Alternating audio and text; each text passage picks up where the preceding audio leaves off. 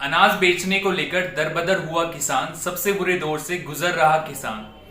इस समय किसानों के सामने गेहूं बेचने को लेकर एक बड़ी समस्या खड़ी हो गई है। किसी भी सरकारी तुलाई केंद्र पर जाकर देखा जाए तो बड़ी तादाद में किसान अपने ट्रैक्टर ट्रॉली में गेहूं लादकर गेहूं की तुलाई के लिए उनके नंबर आने का इंतजार करते हुए दिखाई देंगे। बेहड़ तहसील के क्षेत्र अनवरपुर, बिरौली व जयमालपुर केंद्रों के हालात ये है कि कई कई दिनों से किसान अपने गेहूं को लेकर तुलाई के लिए इंतजार में खड़े हुए हैं।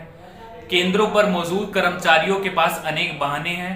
वो कभी कहते हैं कि उनके पास भरने के लिए खाली बैग नहीं है, तो कभी कहते हैं जब तक स्टॉक की जगह खाली नहीं होगी तब तक गेहूं नहीं लिया जाएगा। किसान पिछले 5-5 दिनों तक अपना नंबर आने का इंतजार करने को मजबूर है। सबसे ज्यादा परेशान है छोटा किसान, क्योंकि धान रुपये का समय आ गया है। किसानों के पास लागत लगाने के लिए हाथ में पैसा न होने के कारण चिंता की लकीरें साफ दिखाई दे रही हैं। 6 महीने तक अपना खून पसीने से सींचकर गेहूं की फसल को तैयार करने के बाद किसान उसे बेचने के लिए दर बदर भटक रहा है। किसानों का आरोप है कि कोई सुनवाई किसी स्तर पर भी नहीं हो रही, जबकि केंद्रों पर मौजूद कर्मचारियों के दुर्व्यवहार से परेशान किसान आखिर जाए तो जाए कहां। गेहूं का कोई खरीदार नहीं है। गांव गांव घूमने वाले व्यापारी 1200 या 1300 रुपए प्रति क्विंटल की दर से खरीद कर मौके का फायदा उठा रहे हैं और अनाज को अपने पास जमा कर रहे हैं।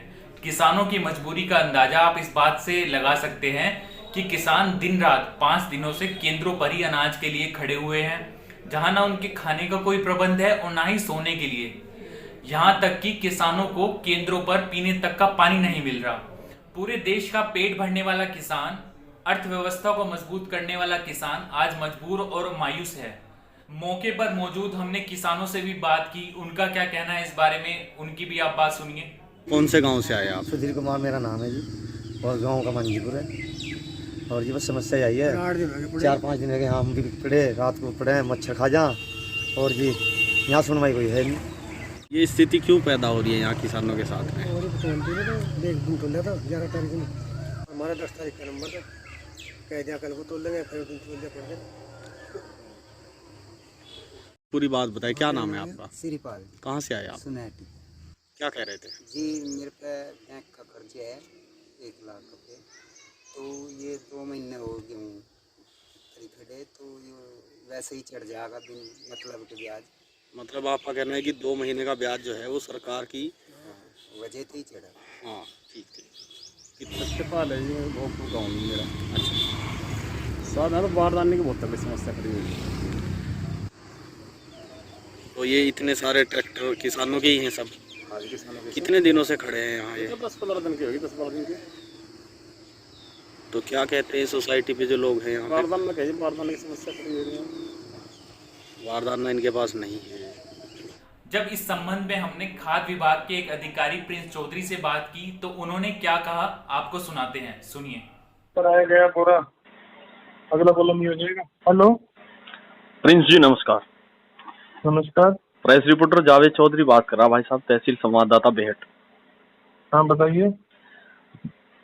अच्छा, मैं ये जानना चाह रहा था प्रिंस जी, ये जो तुलाई केंद्रों पे किसान 5-5, 7-7 दिनों से खड़े हुए अनाज लेके, तो इनका अनाज हालांकि इतने ज्यादा कौन सा सेंटर, पर्टिकुलर सेंटर बताइए कोई। देखिए, ब्रोली सेंटर पे किसान 5 दिनों से खड़े हैं, मैं वहीं था। जमालपुर सेंटर पे मैं गया था, मैं वहाँ भी इसी तरह की स्थिति है।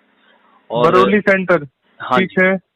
और यहाँ मतलब कर्मचारियों से हमने पूछा, उन्होंने बताया मतलब वैसे ही थोड़ा सा जो वहाँ भरने वगैरह वाले कहने लगे जी आगे जो खाली हमारे पास बारदाना है वो नहीं है। और ये है कि पास बारदाना नहीं है, बरौली वाले के पास नहीं, बरौली वालों ने बताया कि हमारा गोदाम फुल है, यहाँ जगह ही नहीं है, कहाँ रख लें इसे लेके, क्योंकि उठान नहीं है तो यहाँ लेके रखें कहाँ, एक तो। और ये तो कोई इस तरह से आधिकारिक तौर पे तो बताने के लिए तैयार नहीं, वहाँ प्राइवेट लड़के भर रहे हैं।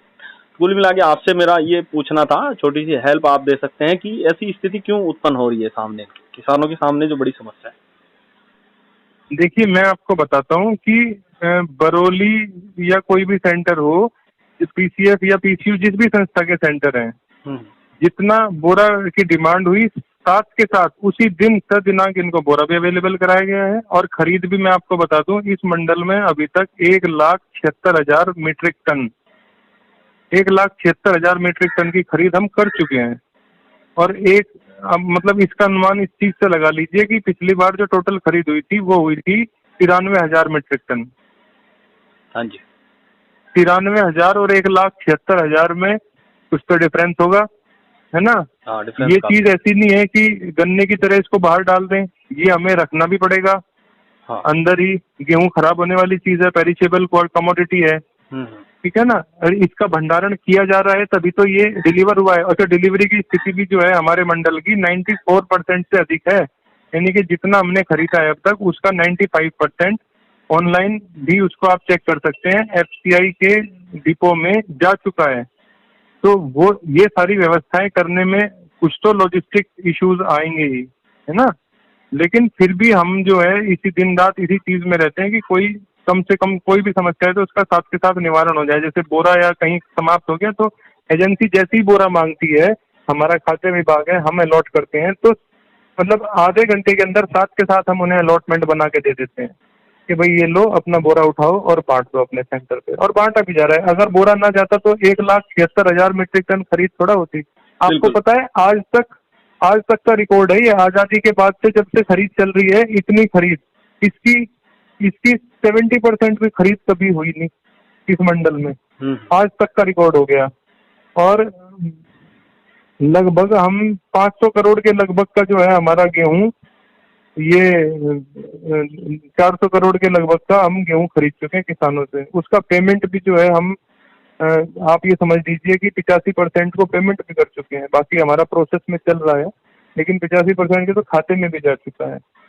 तो इस इतनी खरीद तो हम कर ही रहे हैं। अच्छा, सेंटर्स भी हमारे नेवर बिफोर, कभी इतने सेंटर नहीं खुले थे, स्टाफ नहीं है हमारे पास, फिर भी हमने सेंटर खुलवाए हुए हैं। एक कर्मचारी हो तो भी सेंटर है, कई बार 2 का चार्ज देके भी सेंटर खुलवाए गए हैं। तो तमाम तरीके से सेंटर भी खोले जा रहे हैं। सारे अभाव के बावजूद हमने सेंटर भी बढ़ाए, खरीद भी ज्यादा की और पेमेंट भी ज्यादा किया है, और कर भी रहे हैं, लगातार काम है। इस बार पैदावार इस बार कुछ ज्यादा हुई है ये कह सकते हैं, या फिर ये कह सकते हैं हरियाणा, हमारे मंडल से जो गेहूं हरियाणा राज्य में हाँ, ये भी हमारे यहाँ से हरियाणा बहुत ज्यादा था, आप तो जानते हैं। बिल्कुल। बल्कि वहाँ के जो व्यापारी हैं उनसे ये लोग बहुत अच्छे से जुड़े हुए हैं। हमारे यहाँ तो आड़तियों से इतना जुड़े भी नहीं हुए, मंडियों में हमारे आड़ती कोई ऐसा मजबूत आड़ती है भी नहीं। तो ये इनके जो आड़ती हैं वे सब वहीं के हरियाणा वालों से बहुत अच्छे से जुड़े हुए हैं। पहले हम बहुत बार जैसे गांव में सेंटर वेंटर पे जाते थे तो किसान जो है अपना लगभग वही रेट रहता था। अच्छा, दूसरा एक कारण ये भी रहा है कि अब की बार कोई अपने गेहूं रोक नहीं रहा है। रोक नहीं रहा, लोगों के सामने समस्या तो है ही, किसान के सामने खास तौर पे मैं बता रहा हूँ उसका कारण मैं बता रहा हूँ। देखो, मैं बहुत व्यवहारिक कारण बता रहा हूँ, मैं कोई रेटोरिक बात नहीं करूंगा। रोक इसलिए नहीं रहा है कि देखिए सरकार निःशुल्क अनाज वितरण कर रही है। पिछले साल भी लगभग 6-7 महीने सरकार ने वितरण किया था प्रधानमंत्री गरीब कल्याण अन्न योजना में, यानी कि जितना राशन था उसका उतना ही निःशुल्क भी मिलता था। अगर पहले 2 किलो मिल रहा है किसी को तो वो 4 किलो मिलने लगा। तो उससे क्या हुआ कि जो डोमेस्टिक कंजम्पशन है हमारे यहाँ का, गांव देहात किसी भी स्तर का, जो लोकल डिमांड होती है ना, वो खत्म हो गई। जब डिमांड खत्म हो जाएगी तो रेट अपने आप डाउन हो जाएगा। आपने देखा कि पिछली बार धान में भी ऐसे ही हुआ था, धान का रेट बहुत डाउन हुआ था। और गेहूं का रेट भी पिछली बार गेहूं खरीद के बाद से लगातार डाउन ही रहा। तो इसलिए किसानों को ये है कि भाई गेहूं का पिटता है बाजार का रेट, तो रोकने का कोई फायदा ही नहीं है। तो सब के सब जो है उसे सेंटर पे बेचने की कोशिश करते हैं। नहीं तो पहले तो रोक लेते थे, मान लिया 1900 का सरकारी रेट है तो 1 महीने बाद ही 2000, 2,500 इस तरीके से रेट हो जाया करता था, तो सब आराम से बेचते थे बाजार में। अभी लेकिन सभी को यह आशंका है कि आगे रेट डाउन ही रहेगा। रेट डाउन है तो इसलिए सब लोग बेचना चाहते हैं, क्योंकि ओपन मार्केट में कोई खरीदार नहीं है। जो ग्राहक होते हैं ना खाने वाले, तो खाने वालों के पास सरकार ने ऑलरेडी इतना अवेलेबल करा दिया। एक तो वो कारण हो गया कि डोमेस्टिक डिमांड खत्म हो गई, और दूसरा कारण ये हो गया कि हरियाणा भी में 15 तारीख से ही खरीद बंद है। तो हरियाणा, हमारे यहाँ के बहुत किसान वहाँ के आड़तियों से जुड़े रहते हैं, उनसे लेन देन करते हैं पैसों का, तो वो बहुत लेके जाते थे। वो किसान भी जुड़े रहते हैं, और मतलब छोटे जो व्यापारी हैं वो उनसे जुड़े थे, और वो यहाँ से छोटे किसानों से वो खरीद लेते थे। और वो मतलब गांव में देखो, आप जानते हैं, देखिए व्यापारी को आमतौर पर बहुत खराब तरीके से प्रोजेक्ट करते हैं बहुत से लोग, लेकिन बहुत से बेचारे छोटे मोटे ही काम करने वाले लोग, अपना ट्रैक्टर ट्रॉली है वो यहाँ 10 किसानों से खरीदा, वहाँ बेच दिया, बीच में जो है 2-1 हजार रुपए उसने बना लिए। तो इस तरीके का रोजगार करने वाले भी लोग थे जो बहुत सारे लगे हुए थे। तो अब लेकिन क्योंकि वहां पे 15 मई से वहाँ खरीद बंद है, हरियाणा ने ना खरीद बंद कर दी थी अपनी, तो यहाँ क्योंकि खरीद बंद नहीं हुई है, यहाँ चल रही है, इसलिए भी ज्यादा है। तीसरी बात यह है कि इस बार बहुत आवक प्रोडक्शन भी ज्यादा हुआ होगा, बिल्कुल किसान बता रहे हैं कि साहब अच्छी फसल हुई है। हाँ हाँ, तो बम्पर ज्यादा पैदावार है, प्रोडक्शन होने अच्छी की मतलब ठीक अच्छी पैदावार हुई है और किसान उससे थोड़ा खुश थे। लेकिन अब गांव में खरीदार तो हैं, लेकिन वो लोग हैं जो अपने पास स्टॉक इकट्ठा कर रहे हैं, वो 1200-1300 रुपए मांगते हैं कि दे दीजिए। चीज वैसे मैं एक चीज बताऊंगा आपको, बाई एंड लार्ज आप ये कह सकते हैं इस मंडल में अभी तक लगभग 54-55 हजार किसान हमें बेच चुके हैं। सबका आंकड़ा भी ऑनलाइन है, तो ऐसा नहीं है कि किसानों का गेहूं बिका नहीं, बिका तो ज्यादातर का तो बिक चुका है।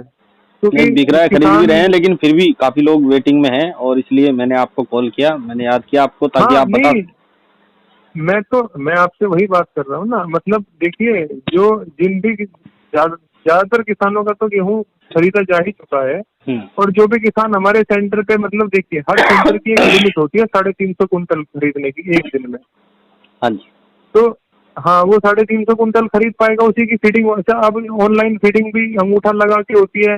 अब मान लिया 7 बजे तक की फीडिंग होती है, उसके बाद वो जो है अगले दिन के हिस्से में काउंट हो जाएगी। तो टेक्निकल हो गया बहुत कुछ, रियल टाइम में ही फीडिंग होगी, किसान सामने आएगा तभी फीडिंग होगी। ये सारी की सारी चीजें हैं जिसकी वजह से मतलब, और दूसरा ये है कि एक दिन की सीमा होती है, एक किसान के लिए भी सीमा है। पहले 30 कुंटल की सीमा की थी सरकार ने, फिर वो हटा दी थी, अब वो 50 कुंटल की कर दी सीमा। एक किसान अधिकतम 50 कुंटल एक दिन में बेच सकता है। तो एक बार किसी ने बेच दिया, फिर उसके बाद बच गया थोड़ा बहुत, तो वो फिर से लाइन में आ जाएगा, यानी कि उसकी संख्या भी बढ़ी गई। मतलब किसान, नंबर ऑफ किसान भले ही आपने खरीद चुके लेकिन पेंडिंग में फिर भी बने रहे। तो ये भी एक बड़े कारण किसान है। भी हैं, कुछ बड़े किसान हाँ, बड़े जो किसान हैं उनका ये भी होता है। तो ये चीज है।